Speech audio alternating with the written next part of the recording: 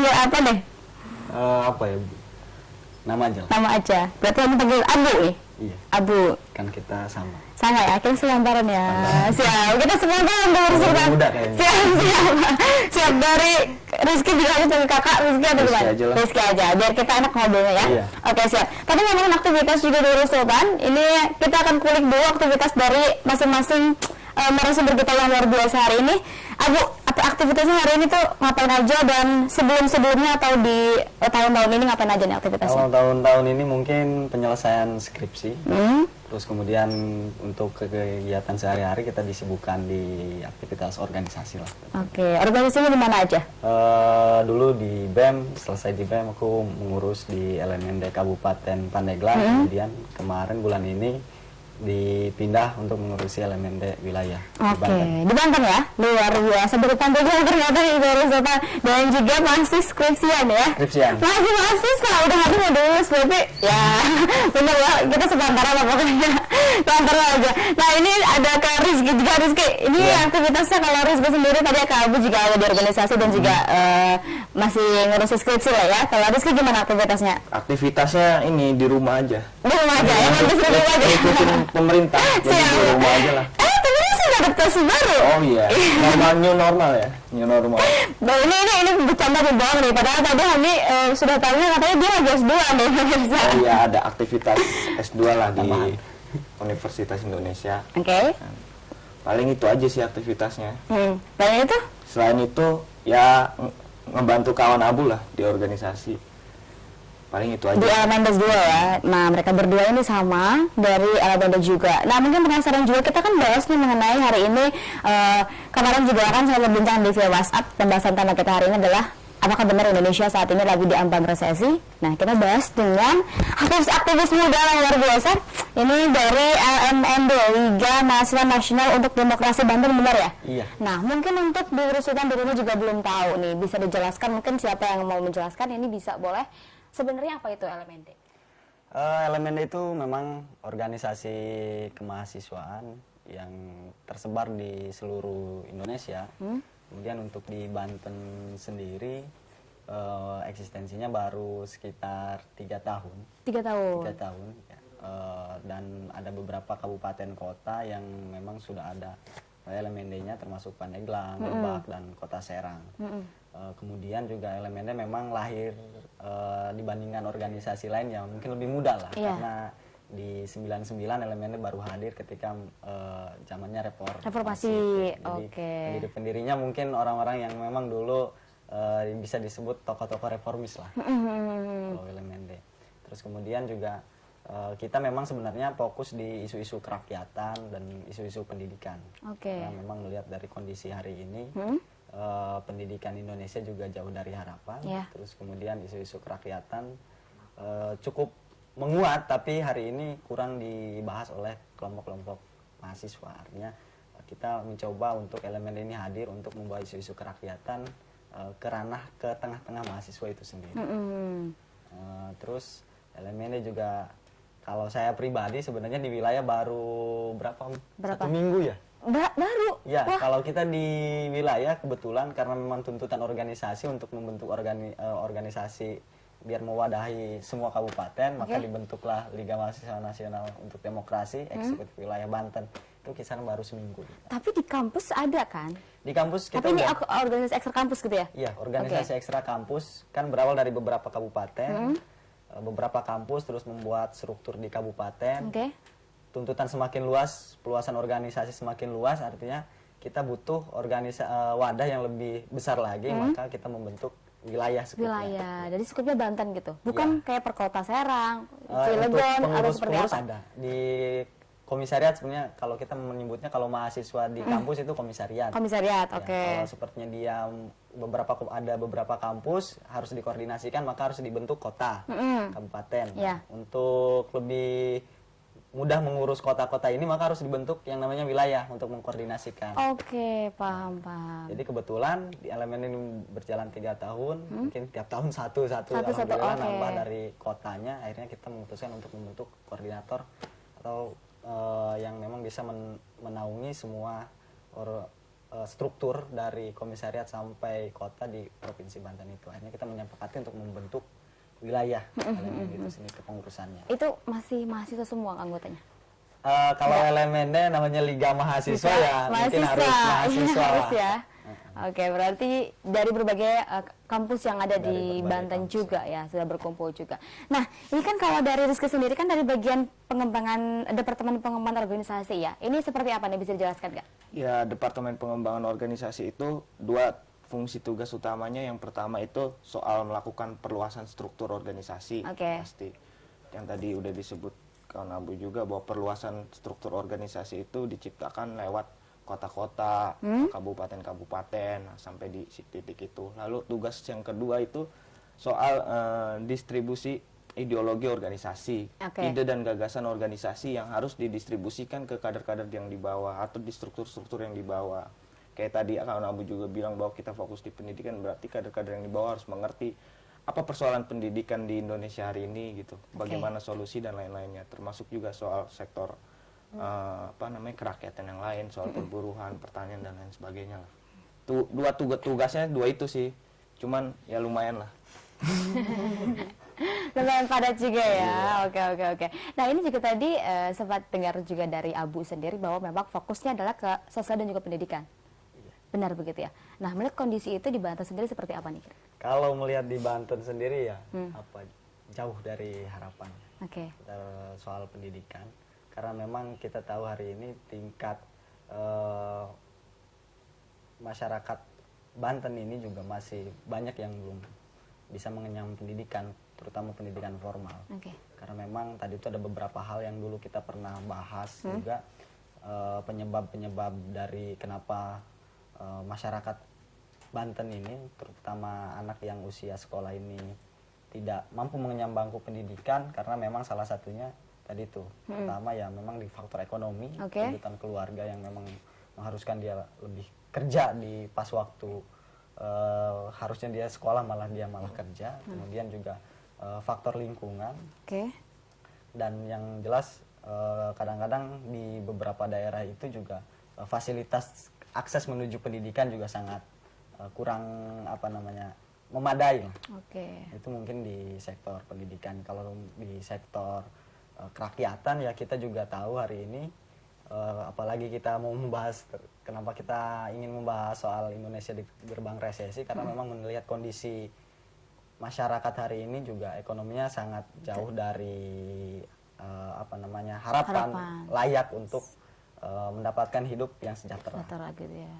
Akhirnya kita juga sebenarnya Lemende ini juga intent untuk melakukan riset-riset, sebenarnya riset kecil lah dari kondisi objektif. Sebenarnya kan kita tersebar di beberapa daerah, ada yang di kota, ada yang di pedesaan. Sering kita melakukan riset di pedesaan. Kenapa sih sebenarnya kayak di pedesaan kenapa banyak yang tidak sekolah? Oh, ternyata di desa itu orang tuanya banyaknya petani gurem yang nggak jelas, hingga akhirnya menuntut mereka untuk tidak sekolah, untuk membantu orang tuanya kerja. Terus kenapa di perkotaan? Di perkotaan ternyata kenapa nggak banyak yang nggak sekolah? Karena memang orang tuanya hanya sebatas buruh yang gajinya juga tidak tahu hari ini mendapat berapa, besok hari dapat berapa. Jadi memang banyaklah problem yang hingga akhirnya kongres terakhir kita itu merumuskan bahwasanya elemen ini harus fokus di bidang pendidikan dan kemudian harus bisa menarik isu-isu kerakyatan termasuk ekonomi, sosial politik, budaya itu ditarik lagi ke kampus untuk dikaji kembali oleh mahasiswa, karena kita tahu ya sejarah Indonesia ini dibentuk oleh kelompok pemuda, kemudian kelompok terpelajar. Nah, mungkin mahasiswa ini bagian daripada kelompok terdidik dan terpelajar, artinya dia harus tidak boleh lepas daripada isu-isu kerakyatan itu sendiri. Makanya yuk tarik lagi ke isu-isu rakyat ini ke internal kampus, internal ke mahasiswa. Karena mahasiswa kan kalau kata kawan Kudel ini kan mahasiswa itu bebas nilai katanya, mau apa nggak ada hambatan katanya. Bener ya, apain aja juga bisa gitu ya. Nah, tentu saja juga dari elemennya juga ini aktif untuk menyuarakan masyarakat kecil katakanlah ya gitu.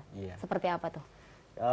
Contohnya kita juga kayak kawan-kawan di Pandeglang dulu, ada bantuan masyarakat yang terdampak tsunami seperti itu, yang memang mereka alat produksi kayak kapal, terus untuk tempat tinggal juga mereka nggak punya. Nah, mereka mencoba untuk mengadvokasi bagaimana memberikan solusinya.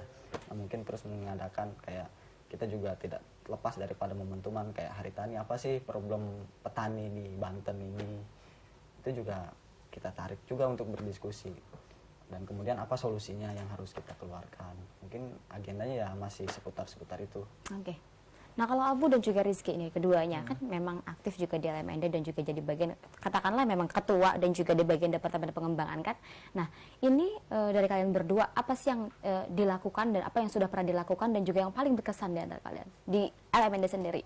Yang memang terjun langsung ke lapangan misalnya, atau memang juga melaksanakan aksi dan juga lain sebagainya. Apa sih yang paling merasa kalian juga benar-benar saya senang di LMND gitu?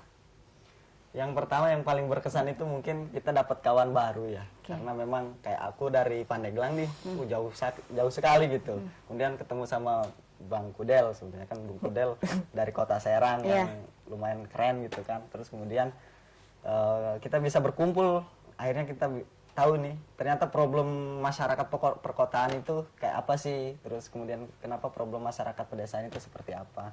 Yang paling berkesan juga kita lumayan kadang-kadang karena organisasi baru harus peluasan struktural, jadi ya kita harus keliling-keliling tiap-tiap kampus itu, silaturahmi sama mahasiswa-mahasiswa yang ada di kampus itu.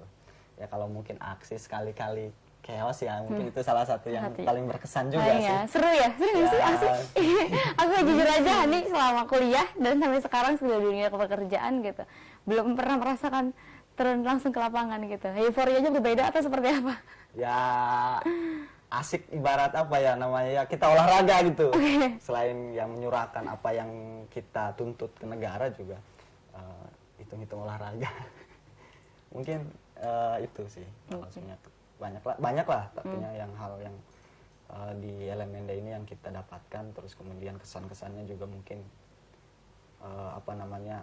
yang kita rasakan selama 3 tahun ini membangun LMND di Banten.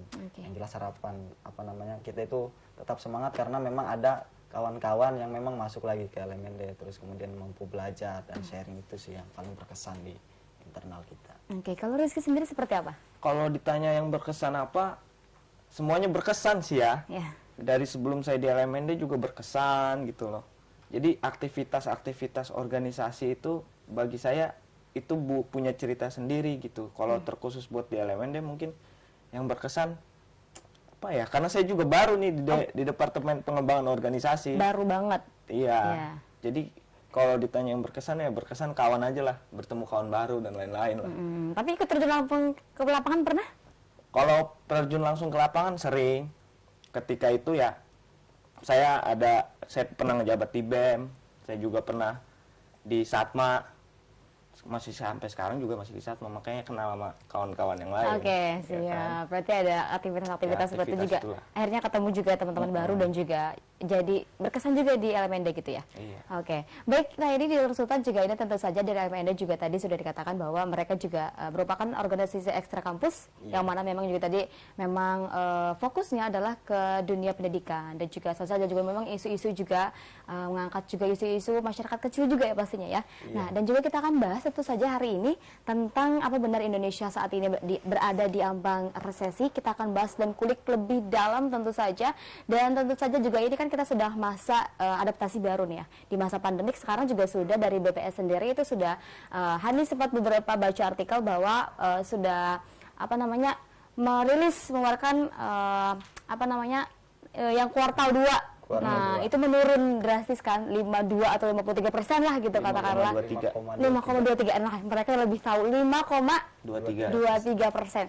Nah, itu apakah memang kita akan melihat juga kan nanti di bulan Oktober atau bulan ke depan ya di kuartal 3 ini akan mengalami resesi atau tidak sih Indonesia itu, sedangkan juga bahkan tidak hanya Indonesia, dengan adanya dampak COVID-19 juga ini di berbagai negara di luar juga, bahkan Jerman, Prancis, Amerika pun terkena dampak dan juga mengalami resesi. Bahkan Singapura yang terdekat. Singapura juga yang terdekat ya. Oke, baik, kita akan bahas selengkapnya, tetap bersama kami di Bincang hari ini.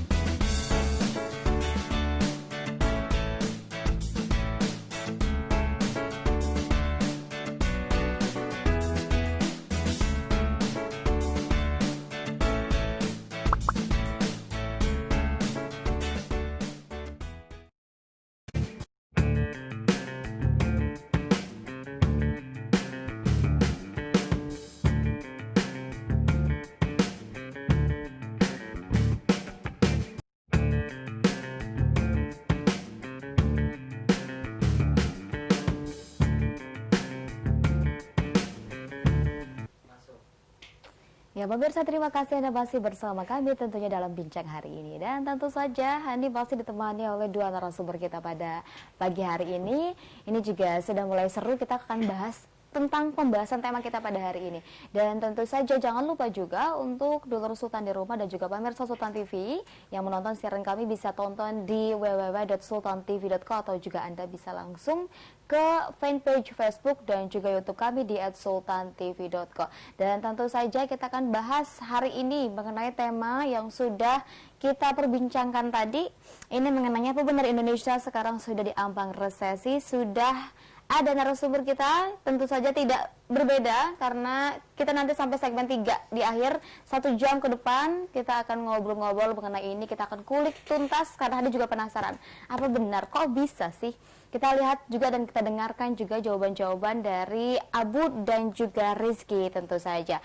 Nih Abu, Hani penasaran juga, ini kan kita akan bahas tentang kondisi perekonomian berarti ya di Banten maupun katakanlah nasional atau se-Indonesia lah ya, nasional. Nah, yang Hani ketahui juga sempat beberapa kali juga Hani ngobrol dengan pelaku UMKM di sini, kemudian juga dari anggota Komisi 3 di sini juga. Terus juga itu ngomongin memang yang paling terdampak di masa Covid-19 adalah sektor ekonomi. Katakanlah ya kan, yang sektor ekonomi itu paling terdampak sekali, bahkan ini banyak sekali para tenaga kerja yang memang terkena pemutusan hubungan kerja. Tidak hanya pemutusan hubungan kerja, tetapi juga mereka dirumahkan tanpa digaji. Juga ini banyak sekali. Nah, melihat kondisi ini menurut kakak lagi kan agaknya, aduh pengen merasa lebih muda aja nih hari ini ya. Abu dan juga Rizky, melihat kondisi di masa pandemi seperti ini di Banten sendiri seperti apa nih? Kalau di Banten sendiri ya kita kalau melihat beberapa media, terus kemudian ada statement Pak Gubernur juga kan, kalau melihatnya miris, apalagi di sektor pertama, sektor industri, banyak juga yang di PHK kan. Di awal bulan ini Juli kalau nggak salah itu hampir 25.000 orang yang di PHK. Artinya ini juga menjadi persoalan. Ternyata di COVID-19 ini ada hal yang terbuka. Artinya hal terbuka itu ternyata sistem negara kita juga masih bobrok. Ada yang harus diperbaiki. Karena kenapa aku bilang bobrok? Karena memang tadi itu ternyata baru kena hal yang kayak gini, negara sudah harus memutus hubungan kerja. Perusahaan-perusahaan langsung memutus PHK di mana-mana. Terus kemudian juga akhirnya kan mereka nganggur. Ini juga yang harus bagaimana ketika mereka dirumahkan, terus mereka tidak punya pekerjaan. Ini juga harus bagaimana solusinya. Dan sampai hari ini kan belum ada. Belum ada solusinya. Apa ada tunjangan lain sebagainya, bahkan kemarin ada timbul katanya yang PHK terus yang kena dampak dari Covid dapat tunjangan berapa? 600 atau berapa? 600.000 juga. Apakah itu sudah tepat sasaran? Itu juga harus jadi bahan perhatian sebetulnya. Itu juga harus ada kartu tenaga kerja juga, kartu tenaga kerjaan juga BPJS ya. Bagaimana dengan buruh-buruh lepas seperti itu kan? Itu juga harusnya jadi catatan bahwasannya kenapa sih bisa kayak gini gitu kan? Berarti dari awal kita mengurus negara ini ada yang salah gitu, maka yang harus ada yang diperbaiki. Oke, dari situ juga itu muncul istilahnya ekonomi semakin terpuruk. Begitu ya. Nah, kalau dari Rizky sendiri seperti apa nih melihat kondisi ini? Kondisi Banten? Kondisi Banten di tengah di tengah Covid ya? Kalau saya sih ngelihatnya nggak jauh beda sama Abu sebenarnya. Cuman ada perbedaan kalau saya melihat bahwa karena Banten ini posisinya itu jadi jalur distribusi antara Jakarta dengan Sumatera. Ya, jalur distribusi. Nah, jadi terdampaknya itu soal ekonominya itu. Soal ekonomi, distribusi dan lain sebagainya. Kalau soal sosialnya kayak nongkrong-nongkrong, kawan-kawan dan lain-lain, itu kayaknya di Serang ya, nggak tahu kalau di tempat lain, tapi kalau di Serang kayaknya masih rame-rame aja gitu, tempat-tempat kopi masih penuh dan lain sebagainya. Tapi kan orang tuanya yang terdampak, yang kerja dan lain sebagainya, jangankan yang buruh dan lain-lain, PNS juga kena dampak gitu sebenarnya, karena kemarin tukimnya dipotong 50%. Katanya kan sedangkan tukim yang paling besar gitu ya.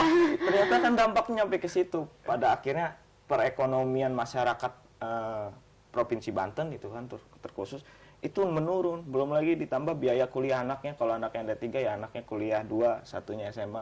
Itu kan harus dihitung semua, sementara gaji PNS yang golongannya masih kecil ya berapa sih paling kan kayak gitu misalkan. Lalu kemudian yang buruh tadi Abu juga bilang, apalagi petani, karena jalur distribusinya kepotong, apalagi pas PSBB itu, masuk Jakarta harus pakai kartu keterangan sehat dan lain-lain, pindah kota nggak bisa, ke Lampung Jembrang nggak bisa dan lain-lain. Nah itu yang paling berdampak sekarang. Di Banten sendiri seperti miris sekali ya kondisinya gitu. Mungkin tidak hanya di Banten sih, Hani juga se-Indonesia lah, nasional gitu.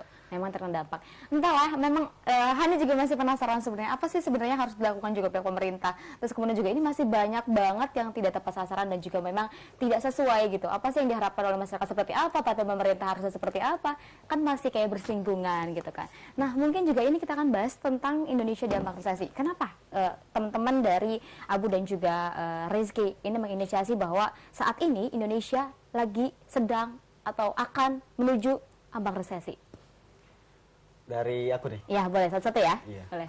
Melihat situasi ekonomi nasional, bahkan kalau melihat lebih jauh terhadap kondisi ekonomi internasional, beberapa negara sudah mengalami resesi, baik itu Amerika sampai negara terdekat ke kita, Singapura, sudah mengalami resesi. Nah, Indonesia mau mendekati itu gitu. Karena kenapa? Melihat daripada ekonomi kita juga menurun sampai 5, berapa persen gitu kan. Artinya memang kita juga, kenapa kita masih diambang belum masuk, karena ekonomi kita itu masih ditopang oleh ekonomi yang di sektor rumahan, konsumsi rumahan. Konsumsi rumahan, oke. Ya, artinya kita masih belum pada tahapan ekspor impor lah. Karena kalau nggak salah ya negara kita itu ya masih di sektor rumahan, produksi rumahan, impor ekspor itu. Kenapa Singapura kena resesi? Karena melambatnya impor ekspor itu yang mengakibatkan resesi, dan Indonesia belum sampai ke sana. Tapi kalau kondisi ekonominya seperti ini, terus penurunan ekonomi, daya beli masyarakat semakin turun karena akibat beberapa indikator tadi, termasuk ada PHK massal, terus ada tadi tuh petani yang tidak bisa mendistribusikan barang-barangnya, ini juga bisa menjadi salah satu indikator Indonesia bakal resesi juga. Oke. Dari Rizky seperti apa? Ya, kalau dilihat Indonesia apa diambang resesi atau enggak kan, tema ini sebenarnya dari 2019 syarat-syarat resesi Indonesia itu udah terjadi. Sudah terjadi. Sudah terlihat Iya, gitu. benar. Indonesia sudah Dari 2019 itu Indonesia sebenarnya syarat-syarat buat menuju resesinya itu udah terjadi. Kayak misalkan contoh banyaknya kebijakan yang nggak pro sama rakyat, kan. Lalu kemudian juga adanya pengangguran yang tinggi dan nggak kunjung selesai. Kalau nggak salah itu Pak Presiden Joko Widodo itu kan bilang peningkatan kita akan nyampe 7% lebih.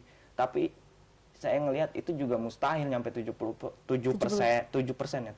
itu, dan ternyata betul cuma nyampe 5% kan mentok-mentoknya. 5,2 naik ya kan, mentok-mentoknya di situ. Lalu kemudian faktor impor ekspor kan. Ada banyak indikator yang mengisyaratkan bahwa negara akan menjadi resesi gitu loh. Nah, tadi pertama impor dan ekspor itu nggak seimbang. Kemudian demand supply juga nggak seimbang. Itu akan mempengaruhi pada akhirnya negara ini akan resesi gitu loh. Nah, lalu kemudian masuk di 2020, kenalah COVID seluruh dunia hari ini gitu kan. Itu semakin memperparah kondisi Indonesia, khususnya Indonesia hari ini. Walaupun negara-negara Eropa kayak yang Amerika dan lain sebagainya juga kena gitu loh resesi ini. Mereka kena resesi tapi masih mampu bertahan sebetulnya kalau mereka, karena mereka punya kekuatan di internasional itu, karena kita kan nggak bisa melepaskan bahwa ketika Indonesia resesi itu ya Indonesia aja yang resesi, nggak ada hubungan sama internasional. Itu kan nggak bisa, pasti kondisi situasi internasional itu pasti mempengaruhi kondisi situasi nasional, sampai kondisi situasi nasional itu mempengaruhi kondisi situasi daerah gitu. Nah itu kan terus turun kayak gitu. Nah persoalan resesi yang tadi saya bilang bahwa indikatornya adalah yang tadi sudah saya sebutin, ini menjadi bacaan bahwa ketika COVID ternyata ambruk seambruk-ambruknya gitu loh, sampai pada akhirnya minus 5,23% itu. Belum lagi soal penganggurannya. Data terakhir 2019 saya lihat pengangguran di Indonesia itu 7 juta lebih. Sekarang ada yang di PHK gara-gara COVID dan lain-lain. Ini 3,2 juta lebih, artinya udah 10 juta lebih masyarakat Indonesia yang pengangguran di usia produktif. Di usia produktif kita dapat bonus demografi, tapi kita juga nggak mampu mengelola bonus demografi ini akan menjadi bom waktu buat Indonesia pada akhirnya. banyaknya yang pengangguran di usia produktif, yang nggak mampu diserap sama tenaga, nggak mampu didistribusikan menjadi tenaga kerja dan lain sebagainya. Lalu kemudian soal investasi, kenapa pada akhirnya syarat-syarat resesi itu juga salah satunya adalah masuknya lambatnya investasi ke Indonesia. Makanya pemerintah kan selalu membuat peraturan-peraturan, kebijakan-kebijakan yang untuk memudahkan investasi itu masuk, dari pemangkasan birokrasi, mempermudah syarat-syarat investasi dan lain sebagainya. Tapi ternyata karena ada COVID ini, banyak negara-negara juga yang nggak masuk investasi ke Indonesia gitu pada akhirnya. Itu kan akan membuat perlambatan ekonomi ya. Belum lagi Indonesia udah utang banyak banget gitu. Utang banyak banget buat ngebangun jalan di Sumatera, buat ngebangun jalan di Papua, buat ngebangun kereta api dari Jakarta ke Bandung dan lain sebagainya. Sementara masyarakat yang lain ini daya belinya semakin menurun, karena pendapatannya pun semakin menurun gitu loh. Itu kan logika ekonominya. Makanya Indonesia, kalau saya sih berpendapat bahwa di kuartal ketiga ini Indonesia masuk resesi, karena kan indikator resesinya itu kalau 2 kuartal itu minus. Itu negara resesi. Kayaknya September di kuartal ketiga nanti Indonesia bakal resesi. Jadi kita harus bersiap untuk menghadapi itu. Kalau resesi negara itu ya? tidak serius. Jika tidak serius, benar sekali. Ini juga udah kuartal pertama dan kedua juga minus ya. Dan juga kemungkinan besar menurut kalian nanti di bulan Oktober nanti ketika kuartal ketiga muncul, apa nih? Beneran resesi atau tapi kan ada kemungkinan baru muncul loh. Ketika misalnya gini, ketika kalau Hani mikirnya ya, kan sekarang pandeminya sudah nih. Kan sudah istilahnya ya memang walaupun memang banyak sekali yang positif dan lain sebagainya, tapi pandemi sudah, walaupun memang ada beberapa juga yang masih PSBB, masih transisi kan. Nah, tapi kan sudah adaptasi baru menuju ke normalan baru. Orang-orang tetap melaksanakan aktivitas seperti biasa. Orang-orang tetap bekerja, ada juga yang tetap bekerja keluar rumah, tidak harus di rumah saja. Sudah tidak ada lagi tuh hashtag di rumah saja, tetapi hashtagnya adaptasi baru atau kenormalan baru. Otomatis kan itu ada secerca harapan gitu. Iya nggak sih, kalau misalkan kalau mikir, kalau misalkan sudah mulai bekerja kembali, yang dirumahkan juga kalau misalkan dari kantornya atau perusahaannya sudah mulai ada harapan untuk kembali lagi bekerja, otomatis kan orang juga sudah semakin udah mulai ekonomi sudah sedikit melaju naik dan lain sebagainya. Apakah itu tidak membuat di kuartal ketiga akan meningkat, atau justru malah katakanlah kalian berdua mengatakan bahwa nanti di kuartal ketiga akan resesi? Kalau saya tadi kan sebenarnya udah ngomong juga bahwa kalau saya sih nggak nyumpahin ya, bukan nyumpahin, oke. Secara normal logika saya itu bekerja bahwa melihat bahwa Indonesia bakal resesi di kuartal ketiga, bukan yang nggak optimis, karena tadi yang dari awal saya bilang sebelum ada COVID juga Indonesia udah punya syarat-syarat buat resesi. Persoalannya kan itu. Persoalannya itu pertama, kalau tadi dibilang ada secerca harapan kita udah masuk new normal dan lain sebagainya, iya bisa kalau negara mampu mengelola semuanya dengan baik, keuangannya dan lain sebagainya itu dengan baik gitu loh, tepat sasaran dan lain sebagainya. Bisa ditanya bisa apa enggak, ya bisa, masih ada kemungkinan untuk itu, tapi itu sangat kecil gitu, karena yang tadi saya bilang bahwa Indonesia itu adalah negara, ya bukan negara main, negara berkembang yang sebelum COVID pun itu sudah kewalahan mengontrol perekonomiannya gitu loh, yang pada akhirnya ya dampaknya hari ini kita sama-sama rasakan. Kan kayak gini, yang saya khawatirkan gitu, ketika resesi itu datang, pemerintah malah punya alasan baru gitu loh. Pada akhirnya resesi ini tuh terjadi karena COVID gitu kan. Itu adalah logika pemerintah yang saya takutnya nanti dipakai kan sama pemerintah. Saya ngomong di sini lagi nanti pemerintah dengar. Bukan seujon ya Pak, bukan seujon, tapi kita melihat realistisnya Pak. Gimana kalau menurut kamu? Kalau menurutku bisa jadi resesi. Kalau tadi itu pemerintah pemerintah tidak mau merubah kebijakan. Yang kedua, kalau kondisi masyarakat hari ini masih dalam kondisi tadi itu, walaupun sepertinya beraktivitas baru ada tagarnya gitu, tapi kan dari yang PHK juga belum terjawab. Belum terjawab. Setelah ini mereka mau kerja di mana? Artinya negara belum mampu berbicara. Orang yang di PHK nanti kita siapkan lapangan pekerjaan bulan depan sepertinya. Nggak berbicara gitu. Terus para petani hari ini, kenapa sebenarnya Indonesia hari ini masih kuat? Masyarakatnya masih, kalau ekstrimnya bertani hidup. Karena mereka survive. Di Banten saja, kelompok-kelompok tani, para petani, baik petani gurem dan petani yang memang mempunyai lahan, mereka melakukan survei. Hari ini mereka ke kebun, kemudian dapat singkong, terus kemudian mereka jual ke tetangganya Oke. buat dibeliin yang lain. Artinya sebenarnya negara nggak hadir di sana. Iya. Malahan masyarakat itu dengan kemampuannya sendiri mereka mampu bertahan hidup.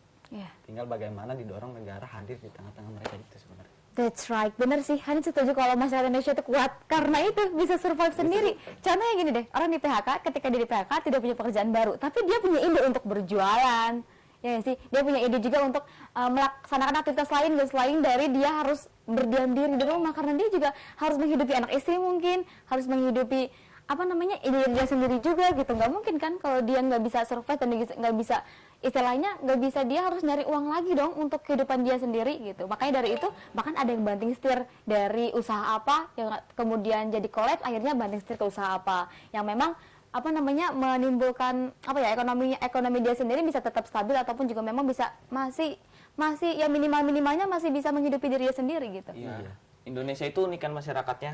Kita kan pernah ada di krisis 98, 2008. Tapi kita mampu bertahan gitu. Nah, itu salah satu faktornya karena masyarakat Indonesia unik. Yang tadi dibilang Mbak Ani kan, mampu bertahan hidup, survive gitu loh. Idenya muncul aja. Ketika dia PHK ya jualan masker aja. Kan kita bisa lihat hari ini di jalan-jalan ada yang jualan masker gitu loh. Nah, itu peluang itu tuh mampu dilihat sama masyarakat Indonesia. Oke, luar biasa nih. Semakin seru, kita akan bahas juga tentunya nih apa sih yang harus dilakukan pemerintah, kebijakan yang harus dirombak tuh seperti apa sih. Tetap dibincang hari ini.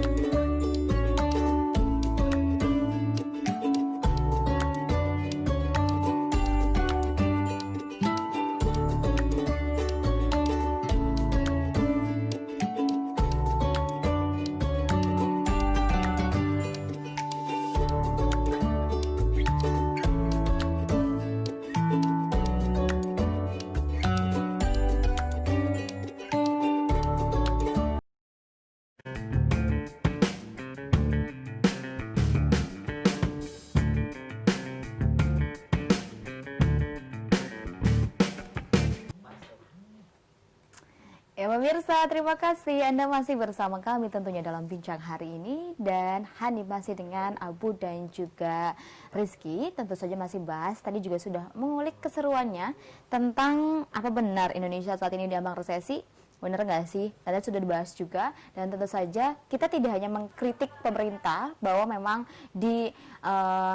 katakanlah belum banyaknya apa ya program ataupun yang terrealisasi dan juga yang masih jauh sekali dari harapan gitu. Masyarakat kecil masih sangat terdampak dan juga banyak juga yang memang terkena juga dampak di masa pandemi Covid. Adapun juga sekarang di masa-masa adaptasi baru juga, ini walaupun memang ada secercah harapan katakanlah ya, tapi itu sangat kecil kemungkinan kalau kata Rizky tadi untuk menuju ke tidak resesi gitu ya. Ini sangat kecil sekali kemungkinannya dan kita akan lihat nanti bulan Oktober. Siapa tahu nanti Oktober bisa datang lagi ke sini, bisa nggak? Nanti kalau diundang lagi ke sini kalau ternyata sudah ada kuartal ketiganya gitu kan.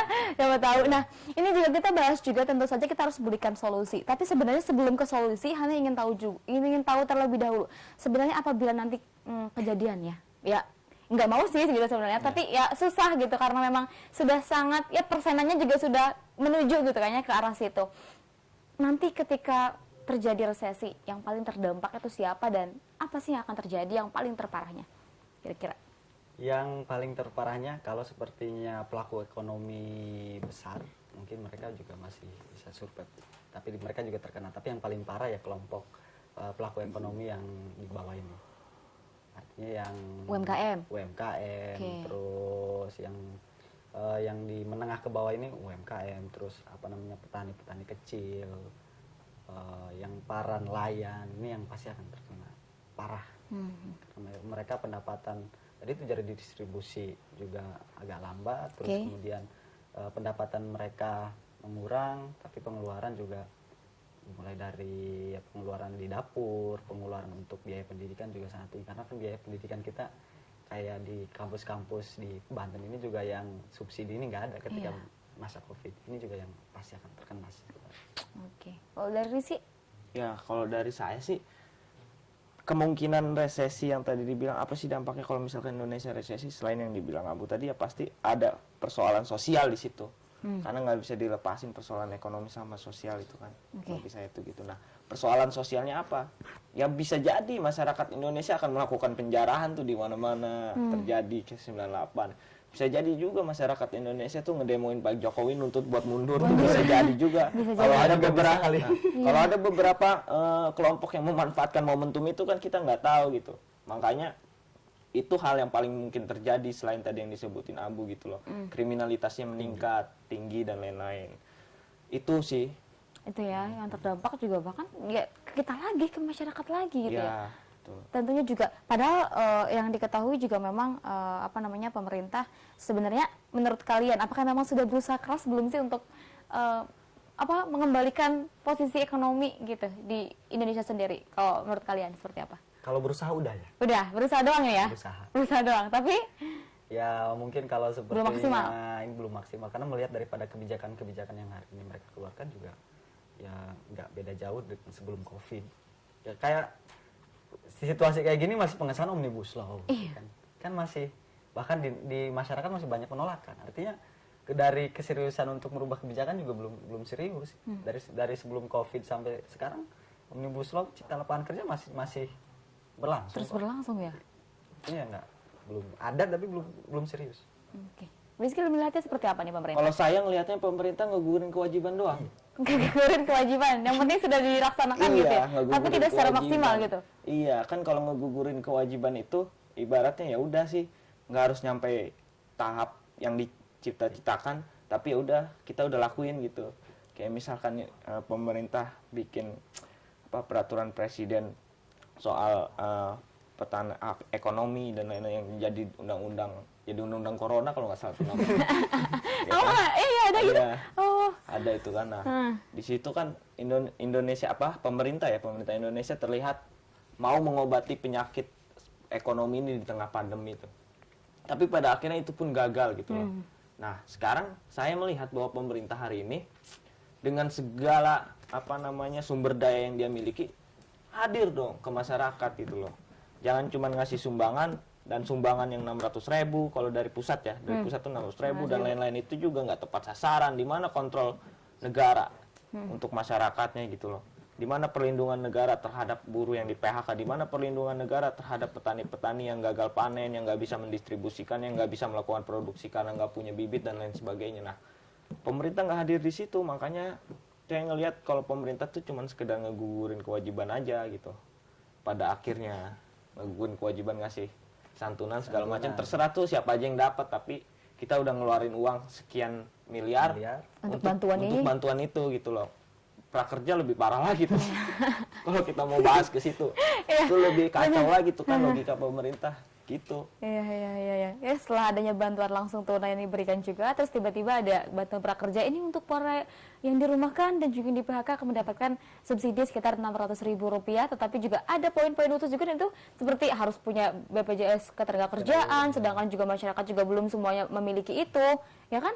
Sampai mungkin ya, tapi beberapa kali juga Hani kan sempat bertemu para petinggi Banten lah ya, baik itu gubernur ataupun juga wali kota Serang sendiri gitu, pernah sempat wawancara juga bertanya apakah bantuan-bantuan yang diberikan di masa pandemi COVID-19 ini adalah tepat sasaran.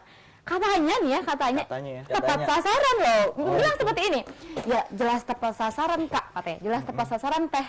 Karena memang dari dari paling kecil aja RT RW itu sudah didata siapa saja yang memang harus, yang belum dapat, siapa saja yang harus punya, siapa saja harus dapat bantuan itu, dan itu didata dari yang paling kecil baru nanti ke dinsos dan lain sebagainya. Itu kan berarti ada tahapan-tahapannya. Iya, benar. Seperti apa dong? Tapi melihat kalian, kalau kata-kata kalian itu belum dapat sasaran misalnya, berarti tidak sesuai pemerintah. Tidak sesuai. Tadi itu kan kita juga di LMND punya kawan-kawan yang melakukan riset kecil-kecilan di lingkungan, baik itu di desa, di lingkungan desanya, terus mungkin yang di kelurahan, di lingkungan kelurahannya.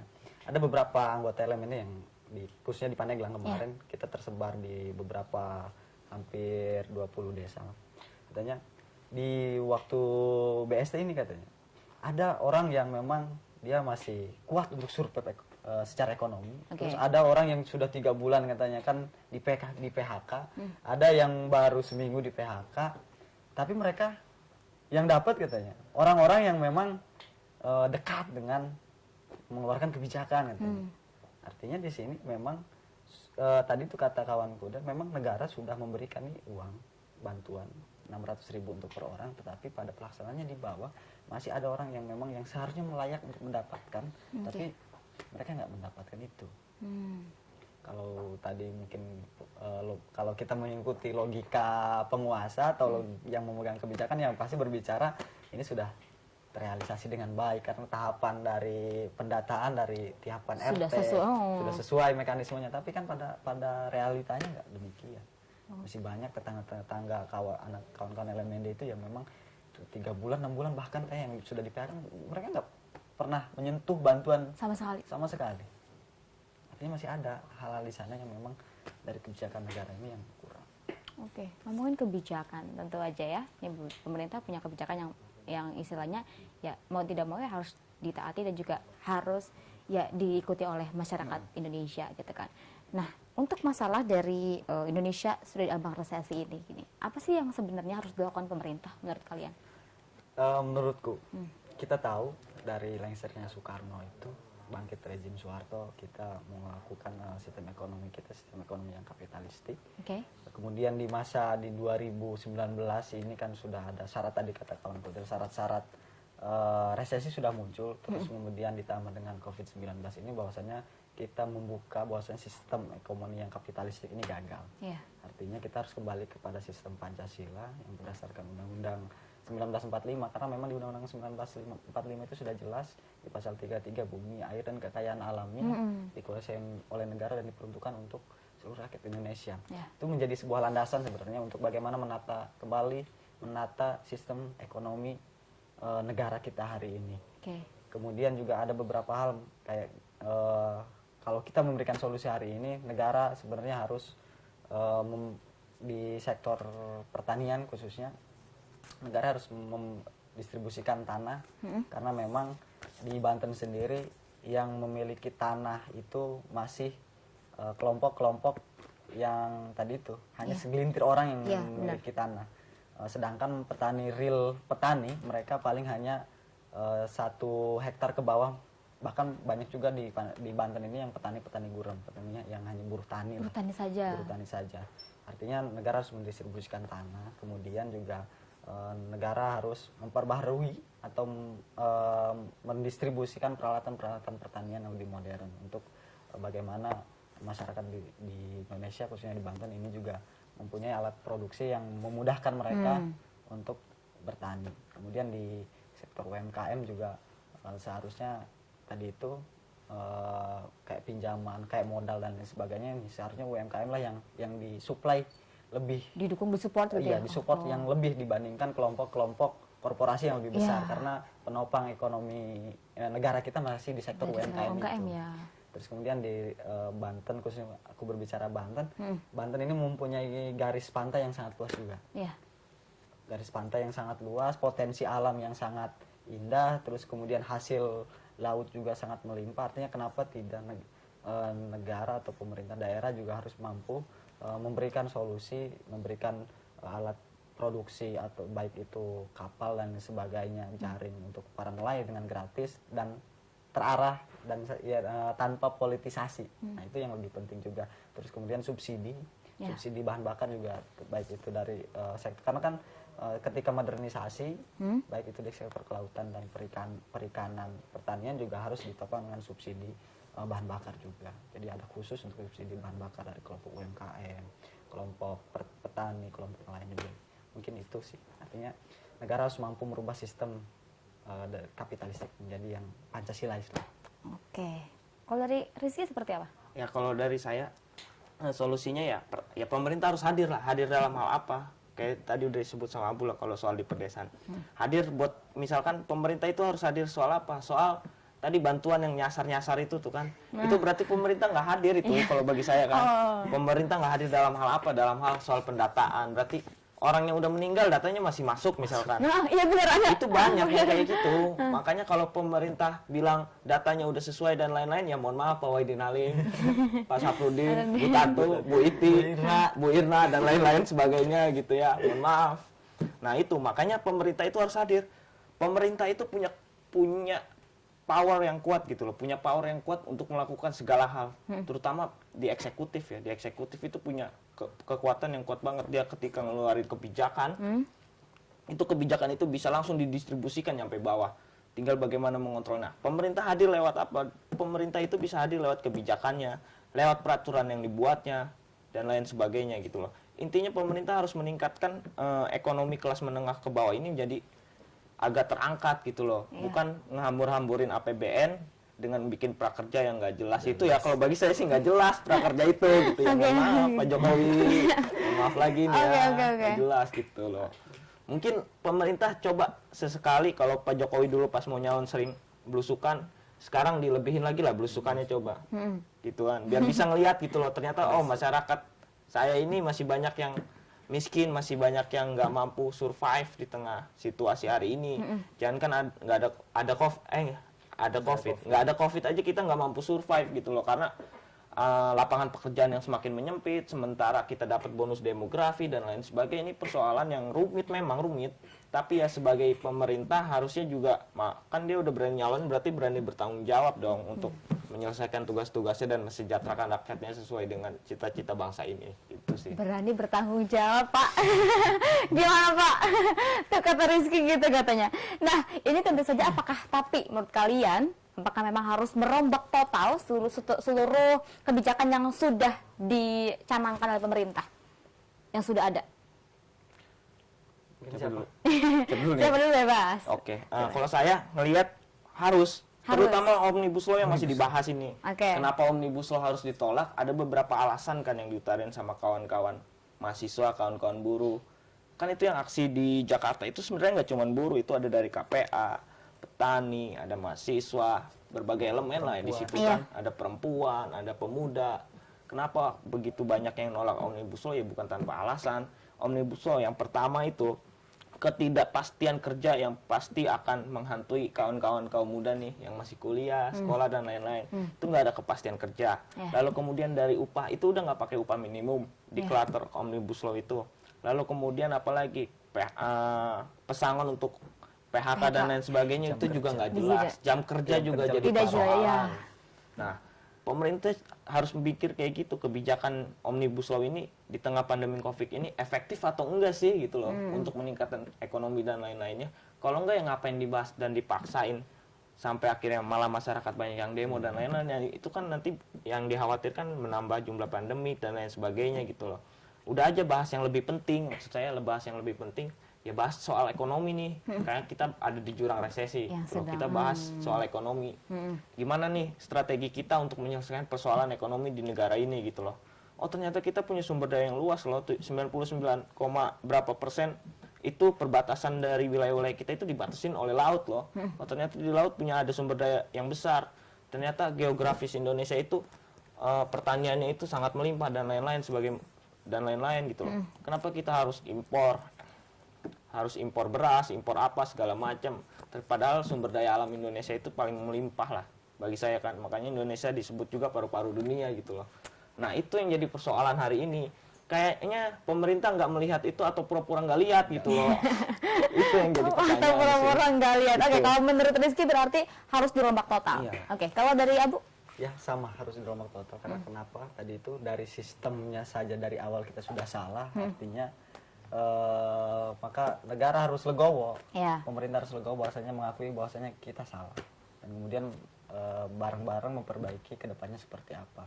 Salah satu omnibus law dan bahkan tadi aku bilang di awal sistem ekonomi kita ini sudah salah. Ya.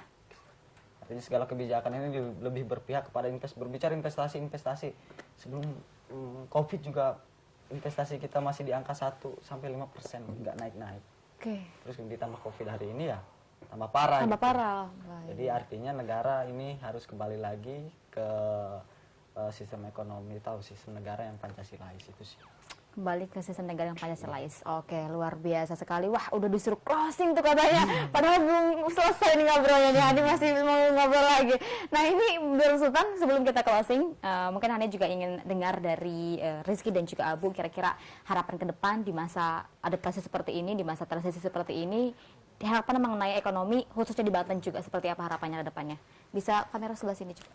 Kalau harapan saya tadi itu pertama, mari kita bareng-bareng supaya COVID-19 ini juga tidak menyebar. Terus kemudian juga pemerintah daerah ketika memang mendistribusikan bantuan harus tepat sasaran dan kemudian jangan dipolitisasi. Terus karena tadi itu Banten ini merupakan bentang laut yang sangat panjang dan kemudian sektor pertanian yang sangat luas, ini adalah menjadi sebuah potensi yang bisa membantu atau mendorong ekonomi khususnya di Banten ini bisa menjadi lebih baik. Maka pertanian kita harus dimodernisasi dengan memberikan alat-alat pertanian. Terus jalur distribusi pertanian juga harus mulai dipikirkan, dibangun lebih rapi. Terus di sektor kelautan juga pemerintah daerah harus mampu memberikan fasilitas agar nelayan-nelayan kita tenang dan aman terus dalam beraktivitas di lautnya. Di sektor UMKM juga pemerintah harus hadir memberikan tambahan modal dan lain sebagainya. Mungkin itu beberapa hal di khususnya di closing statement ini. Oke, baik. Di harapannya seperti itu lah ya. Kalau dari Rizky seperti apa harapannya ke depan? Ya, saya sebenarnya capek sih berharap Harapan pengennya nggak galau, apa sih? kayak di PHP-in sama pacar, udah sama gebetan, perempuan, iya. gebetan gitu kan. Gimana? Tapi nggak apa-apa lah berharap Ya lagi. berharap gak apa-apa. Ya, saya sih berharap pemerintah coba hadir lah.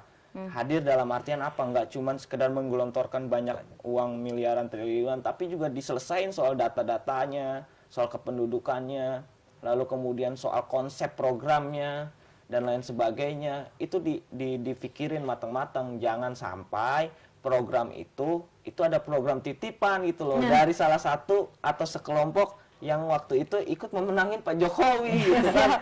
Itu yang menjadi persoalan di Republik ini yang nggak pernah selesai gitu loh. Ternyata bener lagu Iwan Fals itu. Jadi kalau nggak sanak saudara katanya ya kan, yang duduk di DPR, yang dapat kebagian jatah dan lain sebagainya. Nah, coba itu diselesaikan dan lain sebagainya, baru boleh tuh, baru bisa tuh nyalurin dana ini, dana itu, ya kan, dipikirin konsepnya prakerja ini dengan begitu triliunan besarnya, ini efeknya apa sih? Apa jadi mengurangi pengangguran atau enggak gitu loh.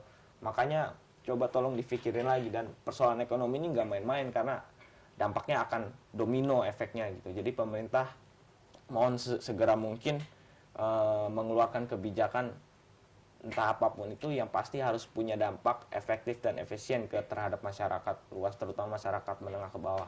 Yang sesuai lah ya gitu ya Iya. kalau ngeluarin kebijakan Iya. gitu. Oke, luar biasa sekali nih Hani.